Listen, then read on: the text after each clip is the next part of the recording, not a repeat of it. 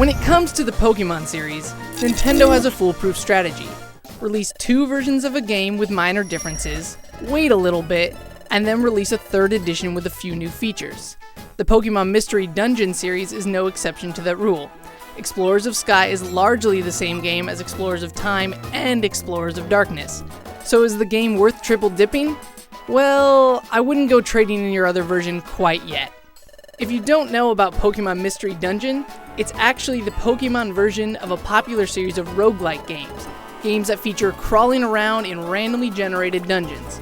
It's an old school type of gameplay, and this also shows in the old school type of graphics. Characters move in grids, and the animation isn't flashy at all. I know this is a throwback to older games, but it just looks lazy these days. The randomly generated dungeons don't mean good dungeons. A lot of them suck, and oftentimes the spawn point is right by the floor's exit. I appreciate the help, Chunsoft, but really, I can make it through a dungeon on my own. The gameplay is identical to both Explorers of Time and Explorers of Darkness, so check out our previous review if you want a more detailed breakdown. Just know it's a lot of level grinding and dungeon exploration. Explorers of Sky does add a few new things. There are 2 new Pokemon that you can play as, Riolu and Phanpy. Sorry, you can't choose them directly. You have to take the same personality quiz in the beginning and hope that you end up with one of them. No matter who you get, the gameplay doesn't change at all, so it's not a very big deal. Another addition is a juice bar / raffle shop. You trade in items for stat boosting juices or raffle tickets. It's a way to get some rarer items, but that's about it. So that leads to the biggest new thing. Special episodes where you play as the other characters in your Explorers Guild that you couldn't play as before. The episodes go into their backstory and the reasons why they joined the guild.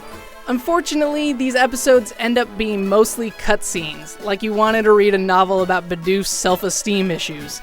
The gameplay doesn't change at all, and they just seem like they were tacked on. They're not even integrated with the story, you have to select them from the main menu. Finally, one of the coolest features in the original game was the ability to trade certain missions with your friends so that they could get special items or Pokemon. Explorers of Sky makes it so that you can only trade missions with other copies of Explorers of Sky. People who own Time or Darkness are completely left out.